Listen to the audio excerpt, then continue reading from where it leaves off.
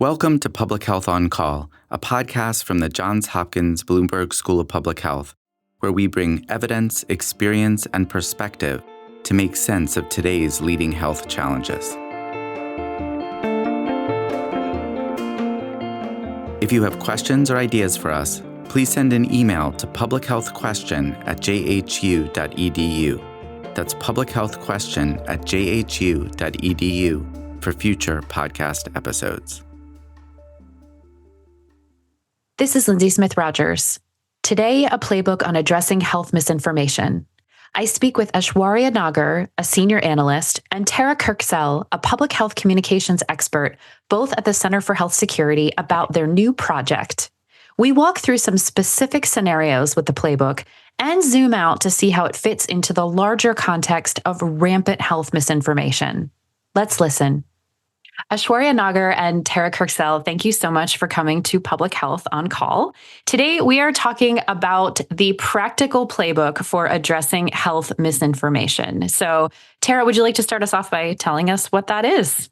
Thanks for having us here to talk about the playbook. We're really excited about it. It was a work of a lot of late nights and thinking, and I'm really happy to have Aishwarya here to help also talk about it because she was the lead analyst and really led us in developing this playbook really well. And so the playbook really is intended to guide public health communicators and other practitioners when they're really just thinking about how they're going to address misinformation. And it takes this sort of hands-on approach that brings together a lot of the different guidance that's out there, it's scattered around the field, and puts it all together in a way that's accessible and really straightforward. And so while it's based in science and research and it's an academic product, it is really specifically made to be practical rather than something that lives in the world of academia. We provide a lot of tools, checklists, templates, examples, links to more information. And we also step through the process where we're preparing for misinformation since we know that it's something that public health is going to have to tackle. Every time there's an issue going on, misinformation, we shouldn't be surprised by it. Deciding when to take action. This is really important because sometimes, and actually even maybe often, you shouldn't try to take action on every rumor you see. Lindsay, you know this from the work that you've done. We can't tackle every rumor that's out there. We need to really have a reason and think through how our resources are being allocated. Then determining what actions to take, how to do that, and figuring out the relevant messaging, and finally gathering feedback. So it walks through all these specific things to help people think through their misinformation response process, but also emphasizes the work that we can do ahead of time so that it's not sort of this last minute, this is so crazy, what are we going to do? Response that some people have had recently. Well, let's talk through one of those responses. So, Aishwarya, could you walk us through an example or like a scenario of how this might play out? Absolutely. And I would love to use an example that's really current. So we know there's a lot of outbreaks of measles in the United States right now. I'll walk you through what it would look like to use this playbook if you were confronting a rumor that's related to measles. For instance, you might be a lone communicator working at a local health department. You have very few resources at your disposal, very little time. And so I'll note related to that this playbook is tailored towards people who don't have that many resources or that much time to do a really comprehensive campaign to address a rumor, to address misinformation at large. So again, if you were an under-resourced communicator at a local health department, you might have been tabling at a community event and you might have gotten wind of a rumor. And this is a rumor that's going around right now. Something like measles is not a super severe or serious illness when you're a child. It's just a couple of spots. Then you move on. It's fine for children. It's not really that serious. If you were confronting a rumor like that and then you use the playbook to address it, then the first thing you would do is to decide whether you even address the rumor. Because as Tara said, not all situations warrant you responding to a rumor. But say you follow the steps of the playbook and then you decide to respond because the rumor is serious and you have the capacity to act and maybe your response won't have that many negative consequences. Then you could think about, how am I going to act? What am I going to do to address this rumor? You would diagnose the rumor and you would try to understand what is the reasoning behind it, why is it circulating, and you might realize that this rumor poses medium to high risk, so we should respond to it. And you might figure out that this rumor, it downplays the seriousness of a disease and its impacts on a very vulnerable population. So then using the playbook, you might identify that your priority audience would be people who are disproportionately impacted by this rumor or likely to believe in it, usually kids and parents. And then if you go further down the playbook, you would use the requisite steps to understand what these audiences want when you're trying to respond to a rumor. Why is it that they believe in this rumor? Understand what their beliefs and their attitudes are. And then you might decide on a communication goal. We've listed a few, but for this particular measles rumor, you might want to focus on increasing awareness of accurate health information, or you might want to focus on increasing people's ability to detect false information. And to meet these goals, there's just so many different things you could do, but the playbook tries to narrow them down into steps more or less anybody could take. For the goals that I just mentioned, you might try to amplify factual information, particularly reputable content that other partners, that kids and parents look up to and believe in, things that they're putting out, work that other people are already doing, particularly your community partners.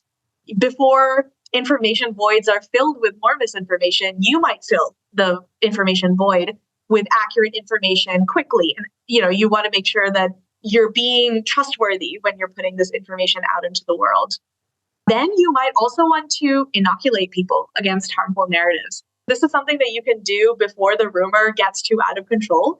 Obviously, if you're working in a local health department, you're no stranger to rumors related to measles. They have been around for such a long time. You might let people know, hey, the measles outbreaks are increasing again. You will be seeing some misinformation and it might look like this. So preparing people for some attempts to mislead them.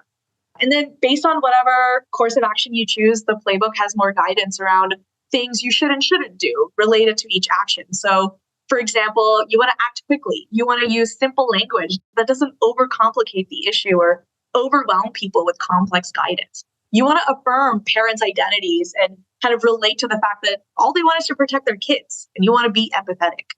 Then you might want to use the correct channels to get your message out into the world. Since we talked about this rumor might be something you heard of in person while you were tabling at an event, we say that the best channel to combat or to counter misinformation is where you heard of it, where that rumor is circulating. Going back in-person activities that focus on kids and parents and really getting your information out there. And then the playbook also goes into what are some creative ways or some strategic ways that you could frame your anti-misinformation message. One that I would recommend in this situation would be something like moral reframing, where you try to align with the audience's motives and what really drives them. In the case of parents who would be really likely to believe this rumor, like, oh, okay, never mind. It's not that serious. It's not going to affect my kids. You might want to focus on this shared goal of you care about your kids. We care about your kids. We align with your values here. And so you following this guidance or you understanding this message is working towards that common goal. There's so much other guidance that we would recommend consulting the playbook for. So for example, what are some ways in which you could structure your message or use the right tone and visuals and language? And then in the end, when you get your message out in the world, how could you track its reach and whether people have actually seen it and understand it and incorporated it into their lives?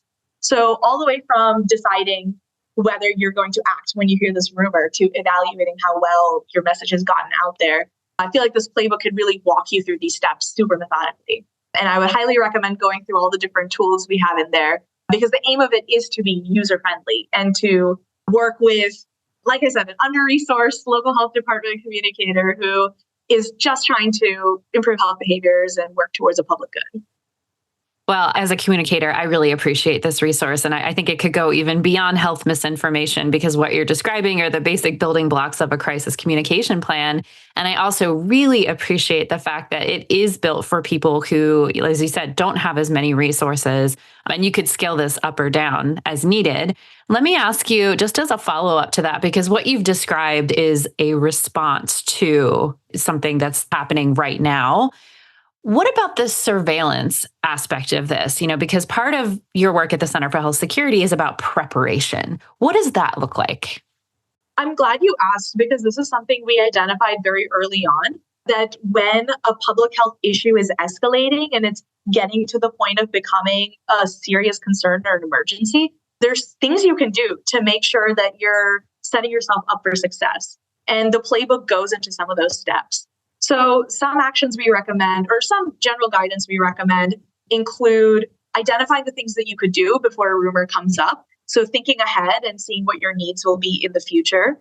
You could put together a team that you can mobilize when you want to address a rumor, because there's a lot of different types of people you want on board when you are responding to something. Like you might want to create community partnerships during times of relative stability so that when the crisis hits, you are ready to work with people who are trusted in the community and who can disseminate your message in a way that will be taken up and people will work with them and understand what they're putting out there. We recommend building partnerships strategically. We recommend getting to know your audience. So there's a lot you can do to develop personas or identify who it is you'll be working with. And we have a few tools recommended to facilitate that process. And then finally, speaking of the surveillance aspect of things, there's this activity called social listening that we have recommended as something that can set you up for success. It can be as serious as having a system that looks out for all the kinds of rumors that come up and analyzes what themes are there and prepares all these insights reports. But it could also be something it could be as simple as, say you're a doctor working in a hospital. You listen to your patients and you see what kind of concerns they're coming to you with.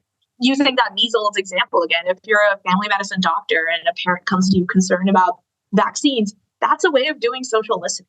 You ask your partners, hey, I'm really interested in addressing this rumor that's come up. What have you heard? What's your community saying? So we really emphasize building relationships and looking out for rumors in both active and passive ways, and that will set you up for success in the future. One last thing I want to add is the WHO has really interesting guidance on the different types of narratives that are out in the world. People will have something as simple as questions and concerns, and then maybe there'll be some information voids. And some of that will transform eventually into misinformation and disinformation. The kind of rumors you hear could fall anywhere on the spectrum. One thing we also recommend is answer people's questions and concerns as they come up before it evolves into something more sinister like misinformation and disinformation, which is harder to change. Yeah, I know during COVID, we got a lot of our podcast ideas from the questions that people would send us and from our comments section. You know, when you see something popping up in the comments section again and again, you start to wonder, where is this coming from? Why are all these different people asking this same question? There's something out there. Tara, I want to zoom out a little bit and talk about, we've discussed some very specific circumstances. How do you see this playbook fitting into the larger context of misinformation? And also, this goes beyond health misinformation. And how can individuals use this too? Yeah, well, so zooming in, one of our main goals here for the playbook was for it to be useful to public health communicators across the country. And we heard that it's being spread organically to various health departments beyond kind of what we did initially to let people know about it. There's the specific use case, but we also want to see other uses. We'd like to see it incorporated into public health training programs as a way to train public health graduates on a real and I would say fairly ubiquitous health issue now that is in the public health realm. And sort of zooming out, overall, I think we want this to be one of the many approaches that people take to managing misinformation. So we don't for 1 minute think that this playbook is a silver bullet that will solve all of our misinformation problems. And we don't want anyone to think that either. We want people to understand this is a nuanced, difficult problem that's going to require long-term attention, funding, thinking. And so, we have a long way to, and I'll say also, it's like really entangled with many different concepts, right? So we have a long way to go with trust, trustworthiness, health literacy, social media, all these different things that are really part of this tangle that we're trying to sort of deal with. So we see this as one component in that really multifaceted approach that's going to be needed to address health misinformation. Well, we really appreciate all the work that you've done, and we hope to help you share this playbook. We will include a link to this resource in our show notes summary. Tara Kirksell and Aishwarya Nagar, thank you so much for being on Public Health on Call. Thanks for having us on the show. Public Health on Call is a podcast from the Johns Hopkins Bloomberg School of Public Health, produced by Joshua Sharfstein, Lindsay Smith-Rogers, Stephanie Desmond, and Grace Ceciri. Audio production by J.B. Arbogast, Holly Cardinale, Spencer Greer, Matthew Martin, and Philip Porter, with support from Chip Hickey. Distribution by Nick Moran. Production support from Catherine Ricardo. Social media run by Grace Ceciri and Eliza Rosen. If you have questions or ideas for us, please send an email to publichealthquestion@jhu.edu. That's publichealthquestion@jhu.edu for future podcast episodes. Thank you for listening.